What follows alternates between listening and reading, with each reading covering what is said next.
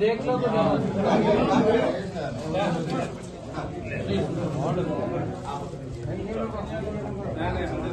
मेरे को साइड रहना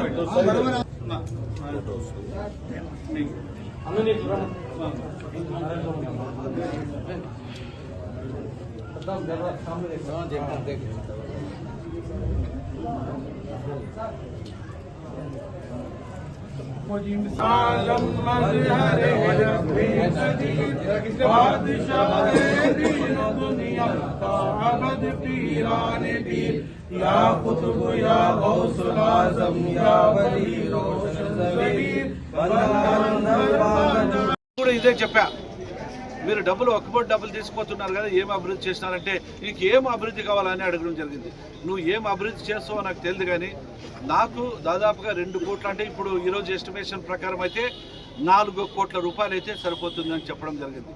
4 కోట్లు ఏ విధంగా అంటే గర్భగుడి 2.5 కోట్ల రూపాయలు, పక్కన చుట్టూ ఉన్న ప్రహార గోడ కావచ్చు అభివృద్ధి కావచ్చు అది 1.5 కోటి అంటే దాదాపుగా 4 కోట్ల పైచిలుకుతోనే అభివృద్ధి అవుతుంది అని చెప్పడం జరిగింది.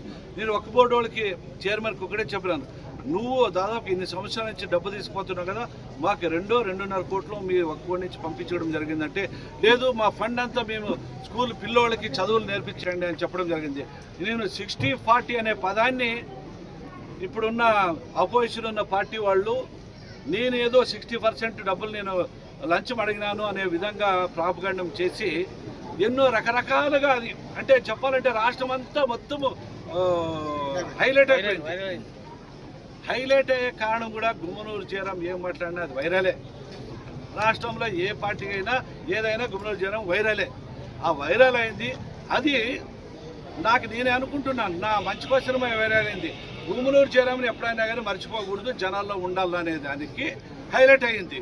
హైలైట్ కూడా చాలా మంది స్పష్టంగా చూసినారు. అది 60% 40% అనే పదాన్ని నేను ఇక్కడ ఉన్న దీనికి డెవలప్మెంట్ అని చెప్తే దాన్ని బీప్ సౌండ్ ఇచ్చి లేదు 60% ఆయనే తీసుకునేదానికని చెప్పి ఈ వైఎస్ఆర్ కాంగ్రెస్ పార్టీ వాళ్ళు కొంతమంది కుళ్ళ కుతంత్రాలకి ఈ రకంగా నేను ప్రాపగండం చేశారు. అది ఏమో కానీ మత పెద్దలు కూడా వాళ్ళందరికీ నేను ధన్యవాదాలు తెలుపుకుంటున్నా. వాళ్ళందరూ కూడా చెప్పారు ఆయన డబ్బులకు ఆశించలేదు, ఈ మత్స్యనారాయణ స్వామి అభివృద్ధికి చెప్పడం జరిగింది కానీ మీరు ఆ వక్రంగా మాట్లాడేది మంచిది కాదని చెప్పడం జరిగింది. అదేవిధంగా హై ఛానల్ ఆయన బ్రహ్మాండంగా వాళ్ళకి బుద్ధి వచ్చే విధంగా వాళ్ళకి ఛాలెంజ్ కూడా విసిరడం జరిగింది. హై న్యూస్ వాళ్ళు ఆ పెద్ద ఆయన మాట్లాడడం ఎంత అద్భుతంగా మాట్లాడంటే కాదయ్యా మీకు ఏమన్నా సిగ్గు శరము మానవత్వం ఏదైనా ఉంటే ఆయన ఎన్నో సంవత్సరాల నుంచి ఎంతోమంది ఎమ్మెల్యే నేను వచ్చి ముందుకు వచ్చి చేస్తానని చెప్పడం 60% 40% పదాన్ని మీరు ఏదో రకంగా చెప్పడం అది బాగలేదు.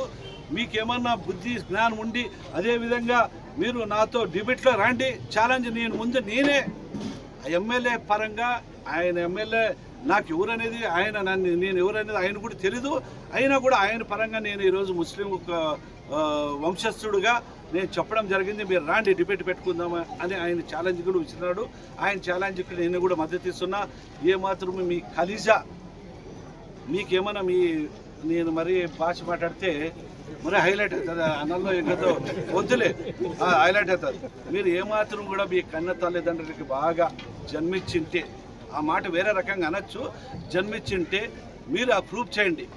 నేను 60% నా ఇంటికి తీసుకుపోతాననేది మీరు ఏమైనా ప్రూఫ్ చేస్తే నేను ఎంతో క్షమాపణాలు చెప్పుకుంటా, లేదంటే ఈ గుంటకలు వదిలిపెట్టిపోయేదానికి సిద్ధంగా ఉన్నాను. కాబట్టి ఈ కల్లిబుల్లు మాటలు మీరు చెప్పద్దండి. ఈ ప్రజలు నమ్మే పరిస్థితులే లేదు.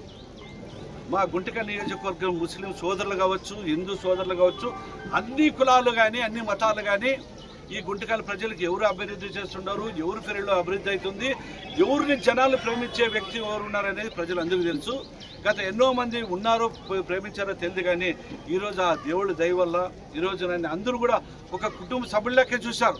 నన్ను ఒక ఎమ్మెల్యేగా కానీ ఇంకోటి కానీ చూడలే. స్వతంత్రం ఏదైనా వచ్చిందంటే 2024 గుమ్మనూరు జయరాం ఎమ్మెల్యే అయిన తర్వాత ఈ కూటమి ప్రభుత్వం తెలుగుదేశం ప్రభుత్వం వచ్చిన తర్వాత అన్ని కులాలు అన్ని మతస్థులు సమానంగా రాజకీయం తీసుకుపోయే జవాబుదారి గుంతకల్లో గుమ్మనూరు జయరాం ఎమ్మెల్యే అని చెప్పడం ఈ ప్రజలందరికీ నచ్చింది. రాబోయే రోజుల్లో కూడా ఈ దేవాలయాన్ని ఎక్కడ ఉన్నా కూడా మన నియోజకవర్గంలో అన్ని దేవాలయాల్లో అభివృద్ధి చేసేదానికి నేను ముందు ఉంటా. ఏ సమస్యలైనా కూడా ఎదుర్కొనేదానికి నా తరపున మా ప్రజలు ఉన్నారు, మా ముస్లిం సోదరులు ఉన్నారు, మా హిందూ సోదరులు ఉన్నారు, అన్ని మతస్థులు అన్ని కులాలు ఏదైనా నా పైన బుద్ధులు చల్లేకేదానికి ఉంటే వాళ్ళకి బుద్ధి చెప్పే ప్రజలు మా వాళ్ళు ఉన్నారు. కాబట్టి నేను ఏమాత్రం కూడా భయపడే ప్రసక్తే లేదు. ఇలాంటి అభివృద్ధికి నేను ముందు ఉండి ఇంకా ఏమైనా అభివృద్ధి అంటే ఈ 2-3 సంవత్సరాల లోపలే ఖచ్చితంగా 2.5 కోట్ల రూపాయలు ఈరోజు గర్భగుడికి కావాలని మత్స్యనారాయణ స్వామికి చెప్పడం జరిగింది. ఈ భక్తాదులు ఇక్కడ ఒక టీం ఏర్పాటు చేసుకొని పెద్ద మనుషులు చేసుకొని నేను డబ్బు ఇచ్చేవారికే ఉంటాను, ప్రజలు డబ్బు ఇచ్చేవారికే ఉంటారు.